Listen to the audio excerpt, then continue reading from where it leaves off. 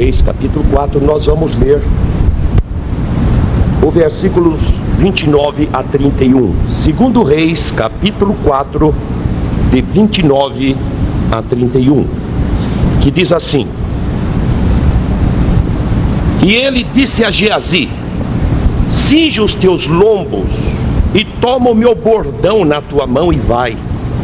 Se encontrares alguém, não o saudes, e se alguém te saudar, não lhe respondas, e põe o meu bordão sobre o rosto do menino. Porém disse a mãe do menino: vive o Senhor e vive a tua alma, que não te hei de deixar. Então ele se levantou e a seguiu, e Geazi passou diante deles e pôs o bordão sobre o rosto do menino, porém não havia nele voz nem sentido. E voltou a encontrar-se com ele. Ele trouxe aviso dizendo: não despertou o menino. Ainda no livro do profeta Oséias, capítulo 7. Oséias capítulo 7, versos 8 e 9 nos falam assim: Efraim com os povos se mistura. Efraim é um bolo que não foi virado. Estrangeiros lhe comeram à força e ele não o sabe. Também as cãs se espalharam sobre ele e não o sabe. Prezados irmãos, dois textos bíblicos conhecidos certamente dos irmãos que aqui estão, mas são exatamente esses textos bíblicos que têm vindo ao meu coração num assunto que ultimamente tem despertado muito o meu coração. E eu gostaria de repartir com os irmãos alguma coisa daquilo que nesta meditação, nestes textos bíblicos, tem trazido até o meu coração. O pastor Osmar, que falou-nos agora há pouco, na sua meditação de relance, ele tocou num assunto, e é o assunto que está no meu coração. E esse assunto chama-se autocrítica. Meus amados irmãos, nós que trabalhamos na obra de Deus, que temos responsabilidade das mais diversas, quer com poucos, quer com muitos, não importa. Uma coisa é certa: Deus nos entregou alguma coisa para fazer na sua obra. E muitas vezes nós nos preocupamos em dar ao povo, entregar ao povo, enfim, nós queremos o bem do povo. Mas às vezes, nós, irmãos, não tomamos as precauções conosco mesmos. E nesta tarde eu gostaria de falar, meus irmãos, sobre uma autocrítica que nós devemos ter de nós. É nós, irmãos, começarmos a nos examinar, a nós nos colocarmos em determinada posição em que vamos ter como resultado a avaliação do nosso comportamento, como nós estamos fazendo, se estamos agradando a Deus, se estamos no centro da sua vontade e assim por diante. Alguns trechos da Bíblia, irmãos, têm chamado a minha atenção. O trecho que eu li aqui no livro do profeta Oséias fala de uma tribo que o mal estava lhe atingindo e ela não sabia. Diz aqui: Efraim com os povos se mistura. Efraim é um bolo que não foi virado. Estrangeiros lhe comeram, tiraram toda a força e ele não sabe. As cãs se espalharam sobre ele e ele não sabe. Ele continua não sabendo. A situação não está boa, ele continua não sabendo. Meus amados irmãos, iniciemos, portanto, uma meditação rápida sobre esse assunto. Eu fico pensando que às vezes, nos dias de Josué, quando da conquista do território israelita, informa-nos a Bíblia que eles tinham um lugar chamado Gilgal.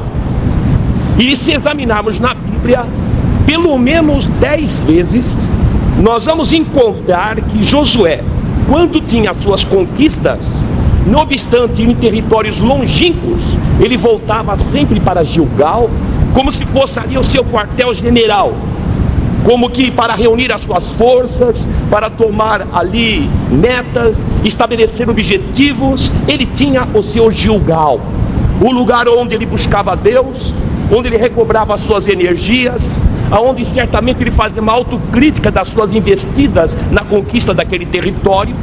E nós, meus irmãos, também precisamos ter o nosso Gilgal, aonde nós paramos e olhamos para nós, para saber como estamos nós fazendo a obra do Senhor.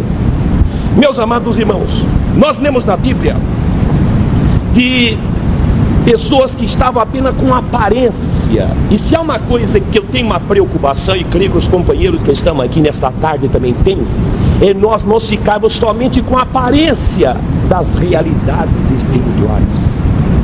Eu fico pensando, meus amados irmãos, falta-nos muitas coisas e nós não estamos nos apercebendo dessas coisas. E às vezes é necessário que nós paremos, porque o tempo que se para, quando uma pessoa está com o machado, cortando e não está bem afiado, ele está se cansando, está esgotando suas forças, aquele tempo que aquela pessoa para afiar o ferro do machado, não é um tempo perdido, mas é o tempo em que ele vai afiar, vai passar o esmeril, vai passar a lixa, vai deixar, enfim, o ferro bem afiado, para quando reiniciar o seu trabalho, a coisa funcione melhor e ele não se desgaste tanto e a obra seja feita num tempo muito mais curto. Nós lemos na Bíblia, meus amados irmãos, de pessoas que tinham somente a aparência do poder, mas o poder não operava na vida deles.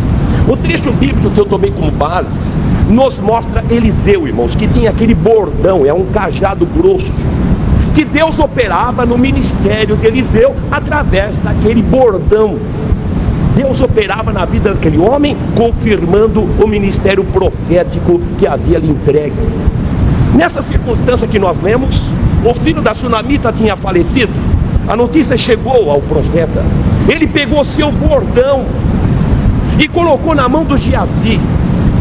E eu fico olhando, irmãos, como se na minha imaginação eu verificasse Geazi com aquele bordão na mão, alegre, caminhando, sabe, pensando, estou com o bordão do homem de Deus. E quando chegou lá onde estava o menino morto, colocou o bordão no rosto do menino, e o menino continuou do mesmo jeito que estava, morto. Ele estava com uma aparência de poder, o bordão estava nas suas mãos, mas Deus só operava naquele bordão quando estava nas mãos de Eliseu. Ele estava com aparência de poder, mas o poder não operava na vida de Geazi. Aparência de poder, porém sem poder. Nós somos uma igreja pentecostal, uma igreja, meus irmãos, que Deus levantou e tem confirmado ao longo de todos estes anos.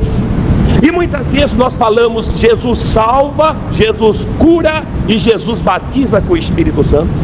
E às vezes Jesus não está salvando, às vezes Jesus não está curando, e às vezes Jesus não está batizando com o Espírito Santo.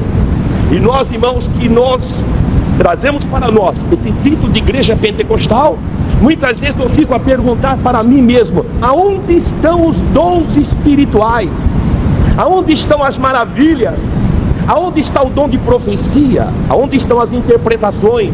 Aonde estão os dons, conforme relacionado na carta do apóstolo Paulo aos Coríntios? Meus irmãos, que Deus nos ajude, porque compete a nós, que estamos à frente do povo, nós estamos naquela posição, que Deus possa nos usar, para que a igreja do Senhor, ela possa desfrutar de uma proximidade mais íntima com Deus e o poder do Espírito na igreja, como Deus quer que ele opere de uma maneira toda eficaz e extraordinária.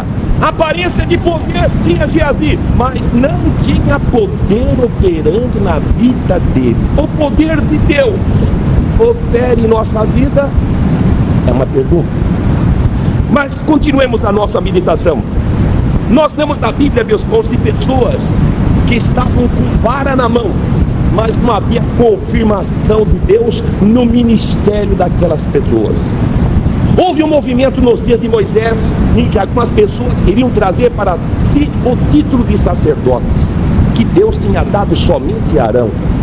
E o movimento cresceu, houve até uma rebelião, e finalmente Deus deu a Moisés a direção para contornar aquela situação. E Deus disse que cada uma das tribos deveriam trazer as suas varas, e ela traria a sua, portanto 12 varas, e elas seriam colocadas diante de Deus, e Deus haveria de confirmar o homem que ele havia escolhido. E realmente, irmãos, a vara de Arão foi colocada, mais 11 varas, cada uma de um representante das tribos. E diz a Bíblia que no dia seguinte, quando lá chegaram, após as varas no dia anterior terem sido colocadas, 11 varas estavam do jeito que haviam sido colocadas no dia anterior, isto é, secas. Mas a vara de Arão não. A vara de Arão tinha flores, tinha frutos, tinha renovos, tinha amêndoas, numa confirmação que ele era o homem chamado por Deus. Meus irmãos, quem verificasse o representante da tribo de Gad, da tribo de Aser, da tribo de Naphtali, da tribo de Zabulon, com uma vara na sua mão, dizia: ele sim, esse aí tem confirmação de Deus. Mas Deus só confirmava, irmãos, a vara, o ministério que estava entregue para Arão, porque ele era o homem chamado por Deus. Era ele que Deus tinha dado aquela responsabilidade. E a Bíblia diz que ninguém toma para si esta honra, senão aquele que é chamado como foi Arão. Meus amados irmãos, que realmente a vara que Deus entregou na minha mão, na sua mão, seja uma vara de confirmação. Que quando eu e você usar esta vara, no sentido figurado, estou dizendo, na palavra, na oração, enfim, nos diversos trabalhos que Deus confiou nas nossas mãos, haja uma confirmação de Deus, haja salvação de almas, haja cura de enfermos, haja batismo com o Espírito Santo, haja renovação, haja dons espirituais, que a vara minha, a vara tua, haja confirmação de Deus. A vara na mão de Moisés, irmãos, era uma confirmação constante. É Moisés estender a vara em direção ao mar vermelho, o mar se abre. É ele estender novamente em direção ao mar que havia sido aberto, e o mar se fecha e acaba, como falava o pastor Osmar agora atrás, com os inimigos do povo de Deus, os egípcios. Com aquela mesma vara, Moisés levantou, quando ficou lá no monte orando na presença de Deus, na companhia de Arão e Hur, e Josué com espada na mão lá embaixo. E aquela vara levantada na mão de Moisés deu ao povo de Deus uma grande vitória contra os amalequitas. Aquela vara na mão de Moisés, estendida sob a rocha, saiu água para o povo beber. Sim, Deus confirmou a vara que estava na mão de Moisés, Deus confirmou a vara que estava na mão de Arão, e que Deus confirme a vara, o ministério, o trabalho que Ele confiou a cada um de nós, seja um pastor, seja um evangelista, seja um presbítero, seja um diácono, seja um professor de escola dominical, não importa a responsabilidade, mas que quando eu falar, você falar, Deus confirme, Deus dê vitória e a obra seja feita, glórias a Deus. Mas, meus amados irmãos, nós vemos de pessoas que estavam com escudo, um exército com escudo, só que não era escudo, irmãos, real, não era escudo conforme a revelação de Deus. Informa-nos a Bíblia que nos dias de Salomão, e podemos ler isso na palavra de Deus, no segundo livro de Crônicas, Salomão, naquele reino de esplendor, quando o reino de Israel chegou no seu auge, diz no segundo livro de Crônicas, no capítulo 9, os versículos de número 15 e 16, o seguinte: segundo Crônicas 9, 15 e 16. Também fez Salomão 200 paveses de ouro batido, para cada pavês mandou pesar 600 ciclos de ouro batido, como também 300 escudos de ouro batido, para cada escudo mandou pesar 300 ciclos de ouro. E Salomão os pôs na casa do bosque do Líbano, escudos de ouro. Mas, irmãos, não houve perseverança em que aquele povo buscasse a Deus. Salomão passou para a eternidade. Posteriormente, lá no capítulo de número 12, já nos dias do seu filho Reoboão, diz o capítulo 12, versículos 9 e 10. Subiu, pois, Sisaque, rei do Egito, contra Jerusalém, e tomou os tesouros da casa do Senhor e os tesouros da casa do rei, levou tudo. Também tomou os escudos de ouro que Salomão fizera, e fez o rei Reoboão em lugar deles escudos de cobre, e os entregou na mão dos capitães da guarda, que guardavam a porta da casa do rei. Ora, irmãos, nos dias de Salomão os escudos eram de ouro, mas nos dias de Reoboão os escudos de ouro foram levados, e para substituir os escudos de ouro foram feitos escudos de cobre, parecidos, mas não do mesmo material. Talvez do mesmo formato, mas não do mesmo material que era ouro. Meus amados irmãos, que Deus nos ajude, que nós possamos trabalhar, meus irmãos, com material original. que nós não trabalhamos com imitações de coisas parecidas, mas que nós trabalhamos com o ouro da revelação, o ouro, meus irmãos, das verdades divinas, o ouro, meus irmãos, da confirmação de Deus no nosso trabalho, o Espírito de Deus fazendo a obra por nós, glórias a Deus, e que nós, irmãos, não façamos inovações, mas trabalhemos com o mesmo material, a doutrina santa, a doutrina que salva, a doutrina que liberta, a doutrina que aperfeiçoa, a doutrina que leva a igreja a ter uma proximidade mais íntima com o Senhor nosso Deus. Escudos de cobre em lugar de ouro. Mas também nós vemos na Bíblia, meus irmãos, um obreiro que ele estava com o machado na mão. Em determinado momento ele ficou somente com o cabo, porque o ferro do machado escapou e caiu lá no Rio Jordão. Ele estava com o machado completo? Não, o machado, faltava o ferro. E eu fico preocupado, meus amados irmãos, para que na minha vida não fique faltando ferro. O ferro, irmãos, é uma atuação do Espírito de Deus na nossa vida. Não é por força nem por violência, mas é pelo meu Espírito, diz o Senhor dos Exércitos.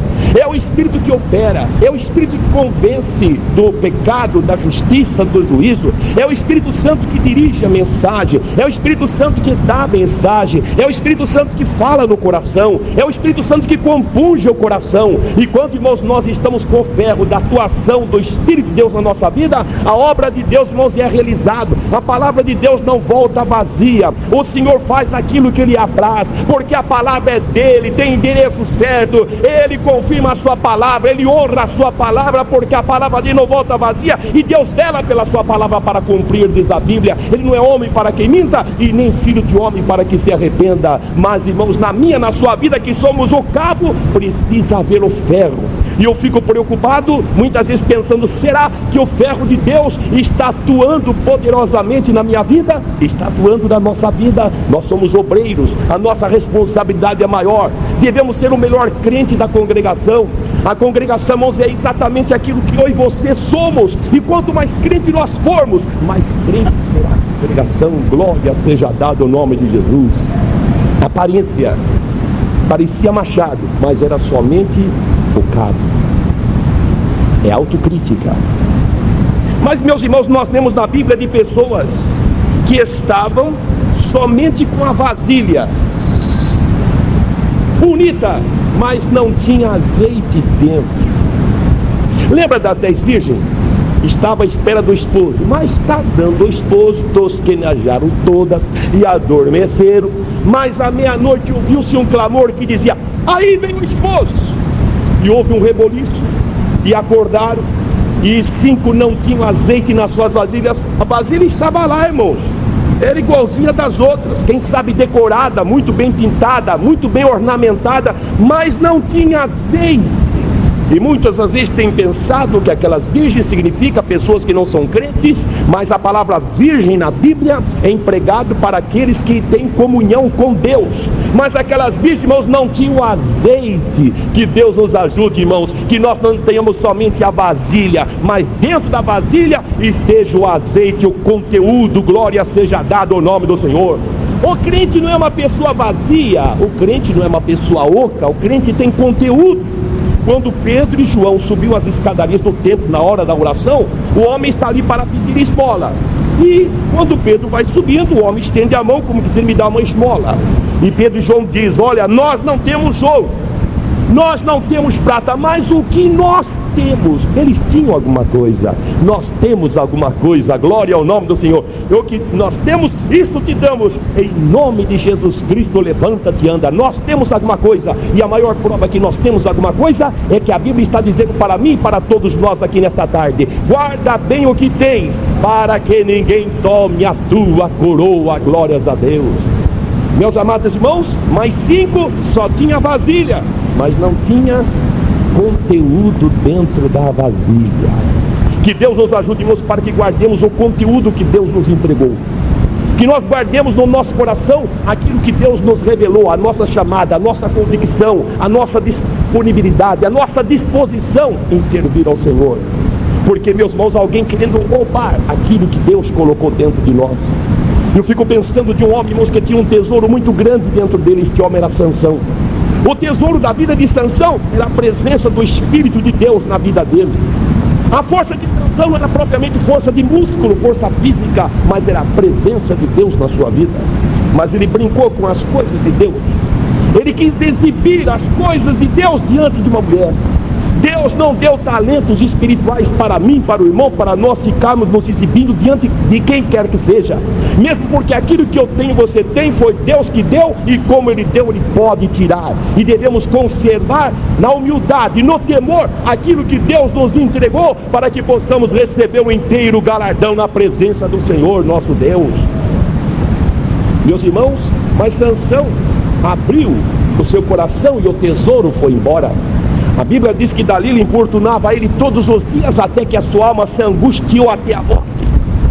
E ele, diz a Bíblia, abriu o seu coração e diz: eu sou homem nazireu de Deus. Abriu a casa do tesouro. Não abra a casa do tesouro o coração. Meus amados irmãos, há uma passagem na Bíblia que me impressiona. Nos dias do rei Ezequias, meus irmãos, diz a Bíblia que ele ficou doente. Em razão da enfermidade dele, a notícia correu e chegou até Babilônia.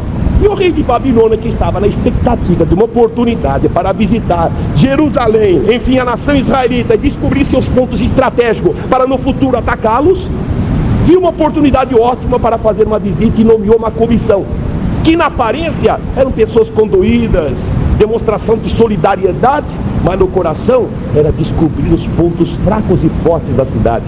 E quando a comitiva chegou, diz a Bíblia que o rei Ezequias já tinha até melhorado, já tinha convalescido da sua doença, recebeu muito bem a comissão, e diz a Bíblia, ele levou aquela comissão a conhecer diversos pontos da cidade, inclusive levou aquela comissão na casa do tesouro, mostrou os escudos, mostrou as lanças, mostrou o ouro, mostrou a prata.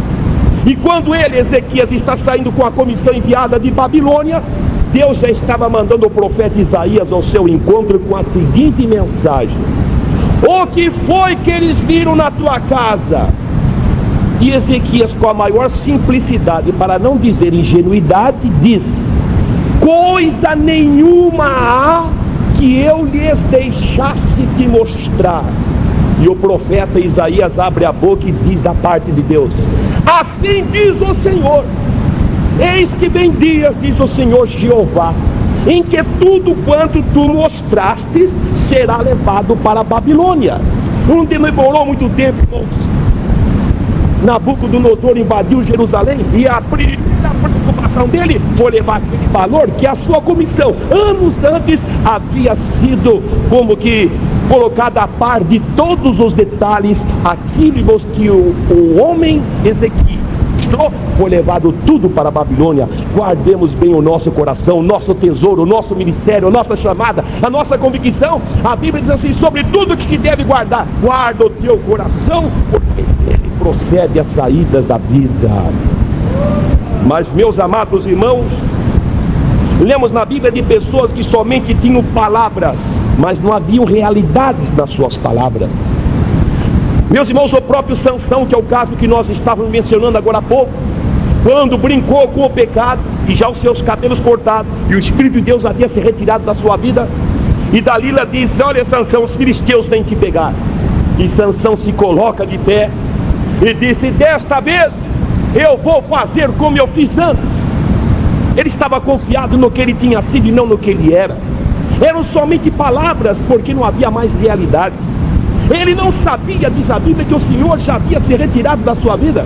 E quando ele quis esboçar, quem sabe, uma reação para e soldados que chegavam, não sei se 5, se 10, se 15, não importa, para um homem que tinha enfrentado 1000, que fosse 20, não dava nem para o começo. Mas quando Sansão, irmãos, quis fazer força para enfrentar aqueles inimigos, irmãos, eles lhe dominaram, arrancaram os seus olhos, e Sansão ficou escravo, sem os olhos e sem a presença do Espírito de Deus.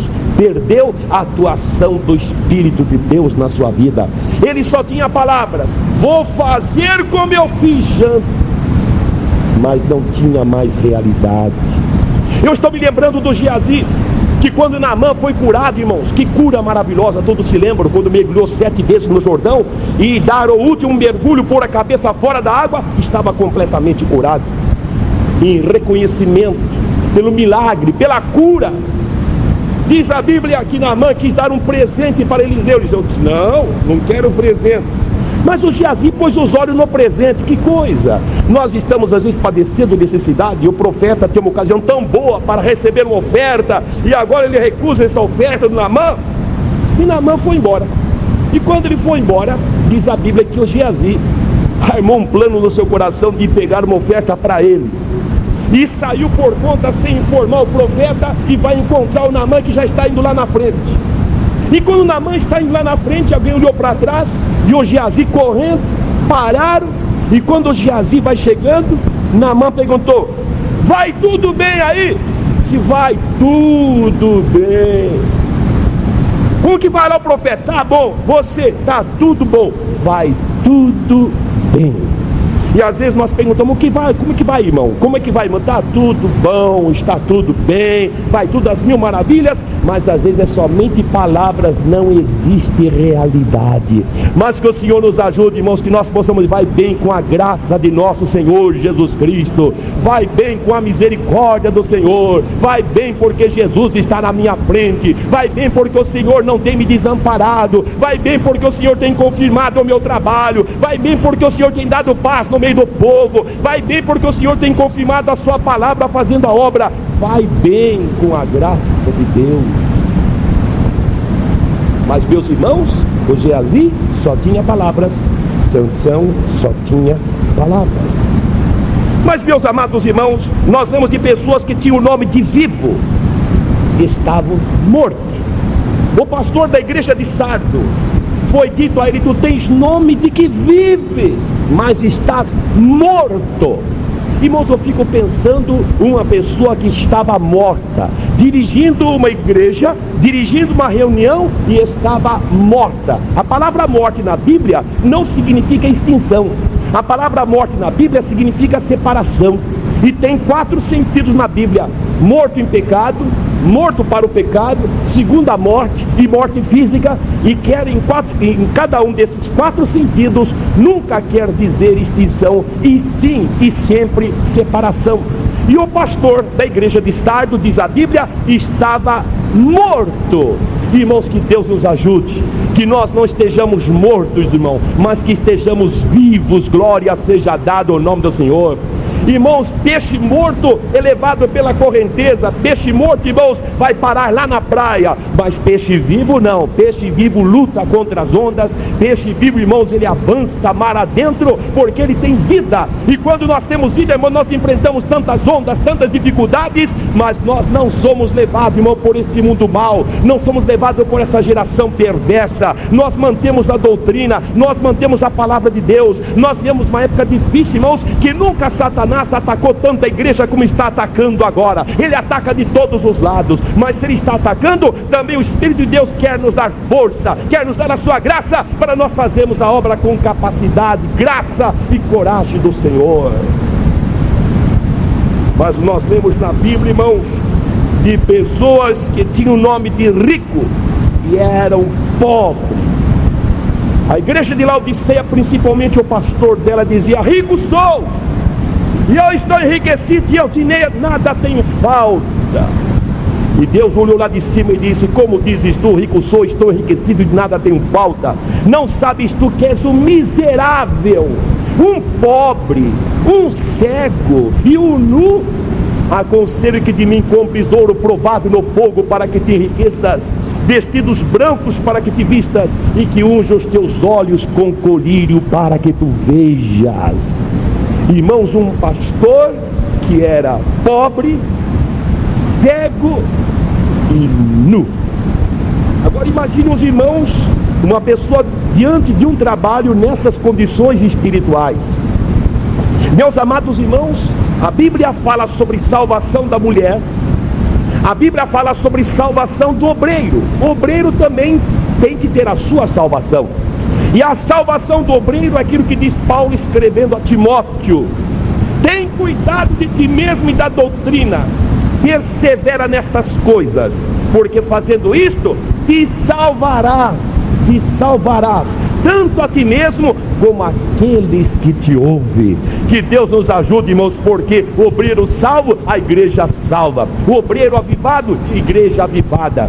Obreiro avivado, igreja avivada. Obreiro de oração, igreja que ora. Obreiro que contribui, igreja dizimista. Obreiro evangelista, a igreja vai fazer evangelismo. A igreja é exatamente aquilo que é o obreiro. Glórias ao nome de Jesus. Mas, meus irmãos, lemos na Bíblia de pessoas que somente tinham fumaça e não tem fogo. A Bíblia fala no livro de Provérbios que o preguiçoso, irmãos, diante dele aparece fumaça.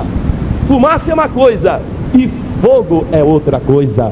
Que Deus nos ajude, irmãos, que nós não tenhamos fumaça. Fumaça, irmãos, embaraça. Fumaça, irmãos, causa dificuldade de enxergar. Mas o fogo não. O fogo ilumina. O fogo purifica. O fogo queima. O fogo espanta. O fogo chama a atenção. Que Deus nos ajude, irmãos, que nós tenhamos o fogo de Deus dominando o nosso coração, dominando a nossa vida, irmãos, e nós venhamos manter, irmãos, o modelo da palavra que Deus confiou nas nossas mãos, a doutrina santa.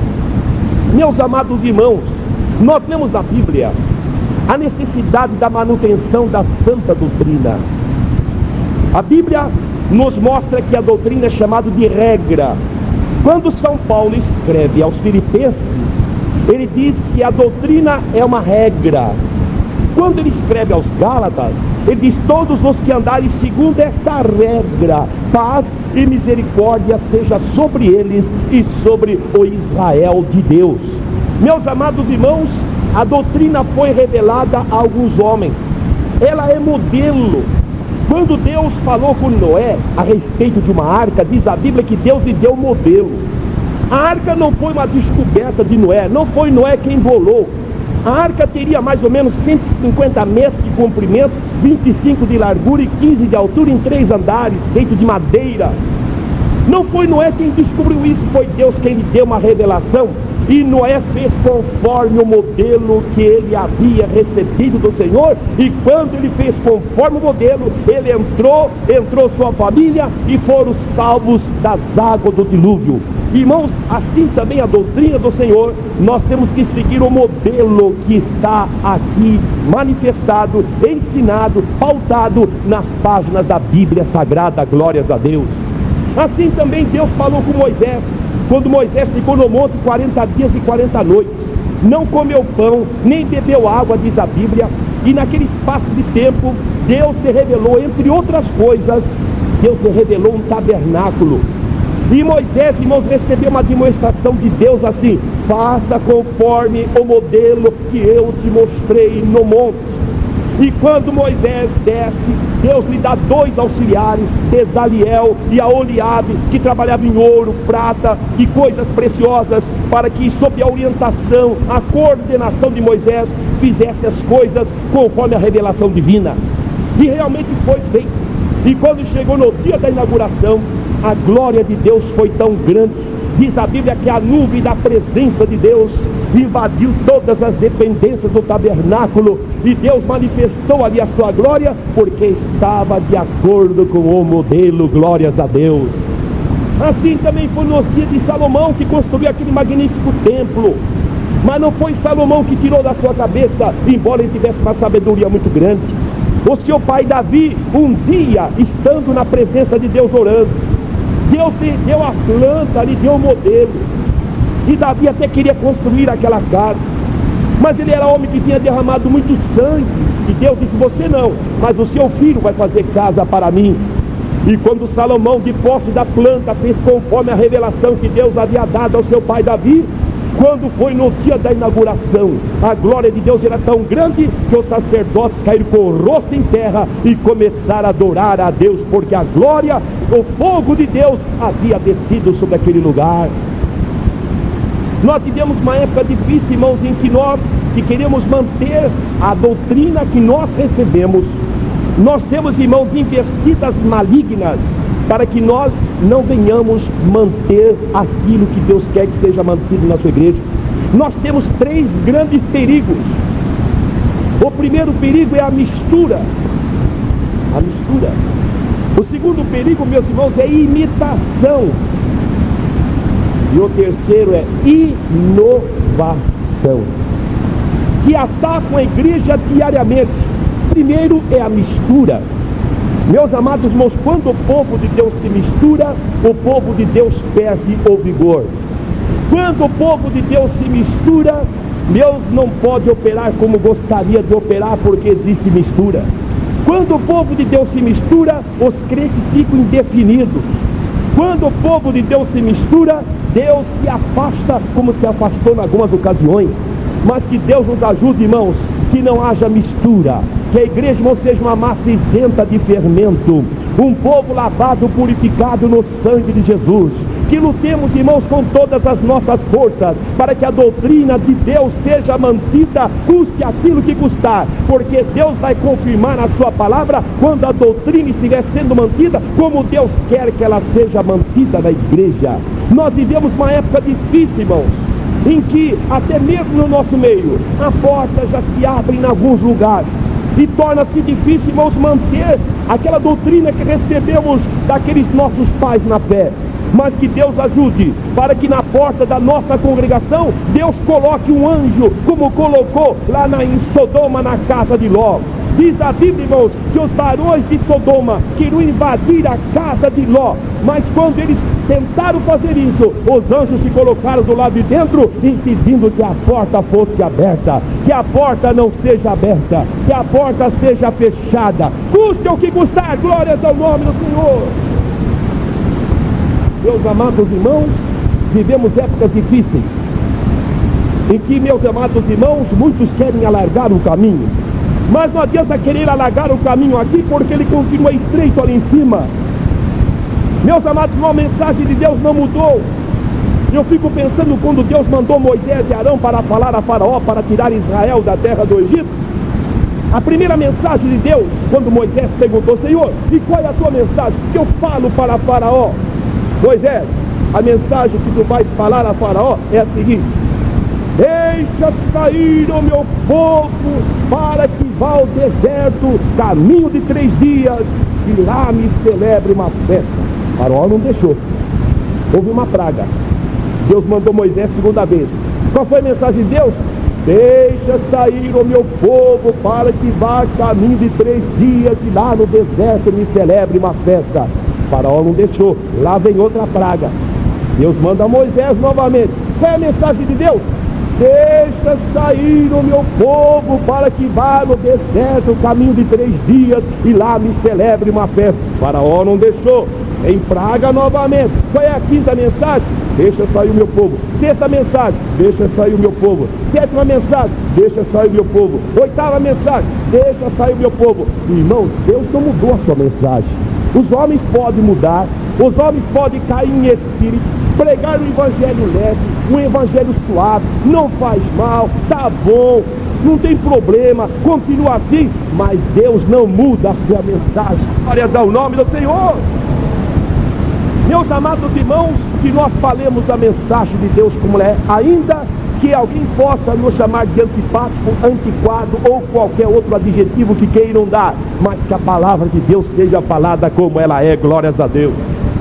Eu fico pensando que às vezes, meus amados irmãos, acontece comigo, com você, com diversos irmãos que estão aqui, aquilo que aconteceu lá nos dias do profeta Micaías, quando o rei queria ir à batalha e chamou lá os profetas desviados, e eles diziam: Deus está contigo, pode ir, vai ser uma grande vitória.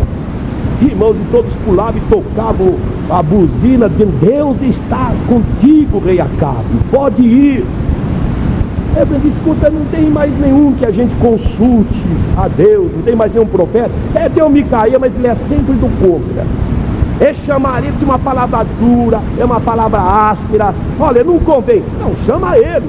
E mandaram uma comitiva chamar o Micaías, o profeta. Olha, Micaías, o rei quer ir para a batalha, já tem profetas, as dezenas, que estão dizendo a uma só voz que Deus vai dar vitória ao rei, e você vai lá e fala a mesma coisa. Não, o que Deus me mandar falar lá, eu vou falar. E lá chegou diante do rei, e o rei, com toda a sua pompa, irmãos, com toda a sua posição, com o seu status, como é, eu posso ir na batalha? E falou com tanta irmãos, ousadia, com tanta pompa, com tanta posição própria, com o seu eu. E o profeta diz: pode ir, fala a verdade, posso ir? O profeta abre a boca e começa a dizer: eis que eu vejo os montes. É uma visão. Eis que eu vejo Israel correr. E começou a descrever a grande derrota que Israel teria indo naquela batalha. E quando ele terminou, disseram: não falei? É sempre assim, sempre uma palavra dura, é uma palavra áspera. Eu não falei que ele era do contra? E o rei diz: pega esse homem, mete ele no cárcere, sustenta ele com pão e água até que a gente volte da batalha. E o profeta abre a boca mais uma vez e disse: se tu voltares em paz, o Senhor não falou pela minha boca. E o rei foi, irmãos, nunca voltou, porque morreu lá no campo de batalha, irmão. É melhor falar a verdade, doer, mas falar a verdade de Deus do que por panos quentes e o povo ser enganado e não usufruir da vitória de Deus. Irmãos, que Deus nos ajude. Às vezes falar a verdade, irmãos, pode doer alguém. Nós temos Estevão que quando pregava, irmãos, os ouvintes, diz a Bíblia, que rangiam os dentes, tapavam os ouvidos, irmãos.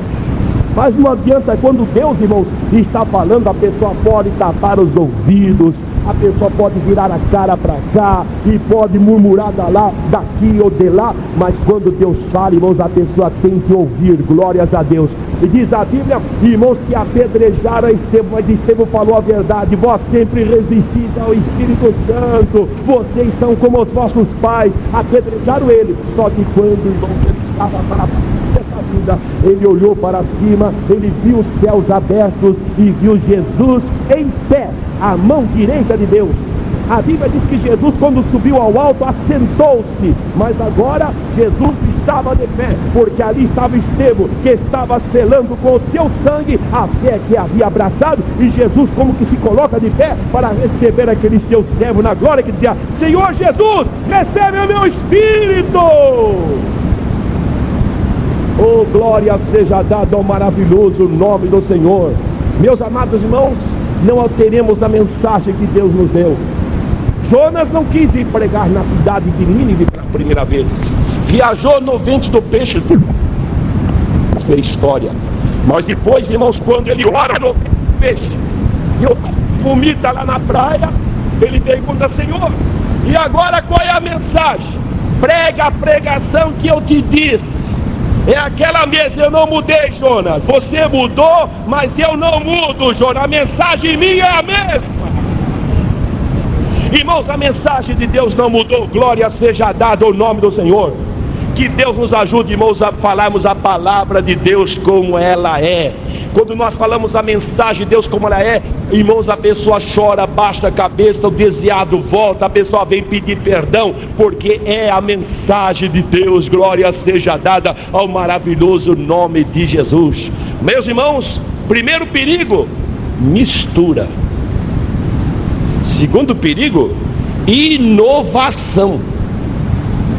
É perigoso, irmãos, nós fazermos aquilo que os outros estão fazendo lá fora. Um dia diz a Bíblia que Israel teve uma derrota tão grande, irmãos, quando Davi trazia a arca para Jerusalém, com muita alegria, com muito regozijo, e a arca vinha num carro novo, diz a Bíblia. Ora, um carro novo, colocaram a arca e estão fazendo aquele cortejo, todo mundo alegre, e atrás vinha vindo um homem chamado Uzá. Só que a arca, irmãos, à medida que o carro novo vai levando a arca, o boi vai fazendo aquele movimento e a arca foi estagando. E o Uzá, que estava lá, a arca vai cair, não vou deixar. Quando ele pôs a mão, morreu na mesma hora, porque somente ele pôr a mão naquela arca. Mas havia um erro terrível que Davi estava cometendo. Ele estava trazendo a arca em carro novo. A arca não era para ser levada em carro novo. A arca era mais ou menos um caixote de 1,25 m de comprimento, 75 centímetros de largura e 75 centímetros de altura, uma tampa inteiramente de ouro chamada propiciatório, onde havia 2 querubins com as suas faces voltadas um para o outro.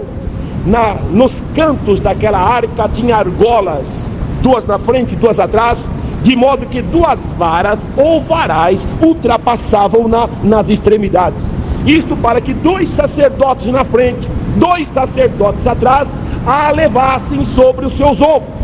A arca era para ser levada no ombro do sacerdote e não em carro novo. A obra de Deus não é para ser levado em carro novo, é para ser levado nos ombros, irmão, da oração, da consagração, da dedicação. Mas, meus amados irmãos, quem fez carro novo pela primeira vez? Filisteus. Quem fez segunda vez imitando? Davi. Imitou aquilo que os filisteus tinham feito. Irmãos, nós não precisamos imitação de quem quer que seja. Nós já temos o modelo aqui. Glória seja dada ao nome do Senhor. A Bíblia diz assim: conserva o modelo das sãs palavras que de mim tens ouvido na fé e na verdade. Glória seja dada ao nome do Senhor. Não precisamos de imitação. A Bíblia diz que um dia o rei de Israel foi fazer uma visita, meus irmãos, lá na Síria, mais precisamente na capital, em Damasco. E chegou lá, visitou um lugar, visitou outro, até que chegou num lugar que chamou sua atenção. Ele viu um altar, irmãos, que era o altar lá dos Círios. Altar, irmãos, diferentes. Ele ficou impressionado. Altar mais baixo, outro modelo, outro material. E ele raciocinou: esse sim que é o altar. Me dá um pouquinho desse altar. Eu vou mandar fazer um assim lá em Israel. O nosso altar é um altar muito grande. É um altar que tem 1,5 metro de altura, 2,5 metros de lado, com pontas. É pesado porque tem cobre forrando a madeira para não pegar fogo. Sacerdote para ministrar em cima precisa pôr uma roupa especial para não se ver as suas vergonhas. Um altar difícil para levar, precisa muitos homens para carregar. É difícil fazer a manutenção, tem que ir com as pevitadeiras, tirando as cinzas e mexendo na lenha. Esse não, é um altar baixinho, fácil de carregar, fácil de fazer manutenção. Esse é um novo modelo, esse é um altar para frente, como diria alguém hoje na nossa linguagem. E se fizeram um altar novo. E diz a Bíblia que tiraram o altar do Senhor que havia sido dado a Moisés por revelação, desmontaram a base, puseram no lugar, os pés puseram no outro lugar e puseram o altar novo. Só que quando foram invocar o nome do Senhor naquele altar novo, não havia resposta de Deus. Deus só respondia naquele outro altar. Meus irmãos, Deus só responde no verdadeiro altar da sua palavra, da doutrina. Glória ao nome de Jesus. Que Deus nos dê graça, irmãos, para que nós, primeiro, não tenhamos mistura. Segundo, não tenhamos imitações. Terceiro, que nós, irmãos, não tenhamos inovações. A Bíblia diz assim, lá no livro de Provérbios, no capítulo 21, não removas os limites antigos que fizeram os teus pais. E diz mais, não te entremetas com aqueles que buscam mudanças. Irmãos, nós não precisamos de mudanças. Nós precisamos do poder de Deus. Nós não precisamos de movimentos. Nós precisamos de avivamento. E nós temos que fazer uma autocrítica, porque eu disse que nesta tarde nós teríamos uma palavra de autocrítica. Às vezes nós estamos tendo muitos movimentos, avivamento muito pouco. Eu gostaria de um congresso, uma confraternização, um seminário, não importa o nome, não pelo que acontece naqueles dias da realização. Eu quero saber o que vai acontecer segunda-feira de manhã na vida dos que participaram. Eu estava num trabalho agora lá no Triângulo Mineiro com um pastor que trabalhou aqui em São Paulo, um trabalho muito grande, muita gente reunida. Eu disse, irmãos, eu não estou preocupado com o que vai acontecer aqui nesse congresso, de Jesus batizar, glória a Deus, salvação, glória a Deus. Eu quero saber na segunda-feira qual é o tamanho que os crentes vão estar, maior do que quando começou ou menor. E foi salvo muitas almas, graças a Deus. Uma coisa, o pastor telefona e diz, irmão Valdir, eu não podia deixar de telefonar. O que está acontecendo, irmão? Olha, está acontecendo uma coisa. Os jovens resolveram orar, jejuar, estão evangelizando de casa em casa, estão ganhando almas, estão buscando a Deus. Oh, glória a Deus! Então foi avivamento, porque movimento, irmãos, existe muito. E permita, meus irmãos, numa oportunidade como esta, quando ainda tenho 5 minutos, e eu posso dizer, sei que há pastores aqui que podem dizer, com base aquilo que eu vou falar. Se eu pudesse dar uma pesquisa nesta tarde, eu diria, meus irmãos, que nas nossas igrejas, 70% é movimento e não avivamento. Nós gastamos o dinheiro, e eu fico muitas vezes observando nos nossos cultos de festividade, quem são as pessoas descrentes que os crentes estão trazendo. E às vezes no lugar que tem 3.000, nós encontramos 2 pessoas. Festa dos crentes com os crentes. Nós já estamos debaixo da graça. A missão nossa é aquela: levantai os vossos olhos e olhai para os campos e vede que eles estão brancos para a ceifa. Aonde que estão os batismos com o Espírito Santo? Aonde que estão os dons espirituais? Aonde que estão as revelações? Olha, irmãos, eu estou lutando e sei que muitos podem fazer coro comigo nesta oportunidade. Enquanto no culto que eu estiver dirigindo não acontecer 5 coisas que caracteriza um culto pentecostal, eu não estarei contente. O culto terá sido incompleto. O culto pentecostal tem uma programação. Qual é a programação? Quando vós vos reunis, irmãos, dizia São Paulo, cada um de vós tem salmo, doutrina, revelação, língua e interpretação. Esse é o culto pentecostal. Começa com louvor, aquele verdadeiro louvor, não, irmãos, balanço do corpo para lá e para cá, imitação de música mundana, mas aquela música sacra que faz o coração chorar. Eu sou daquele tempo e sei que tem muitos irmãos que ainda são daquele tempo em que os crentes levavam um lenço para o culto, porque no culto eles choravam pela presença de Deus na vida. Glória a Deus!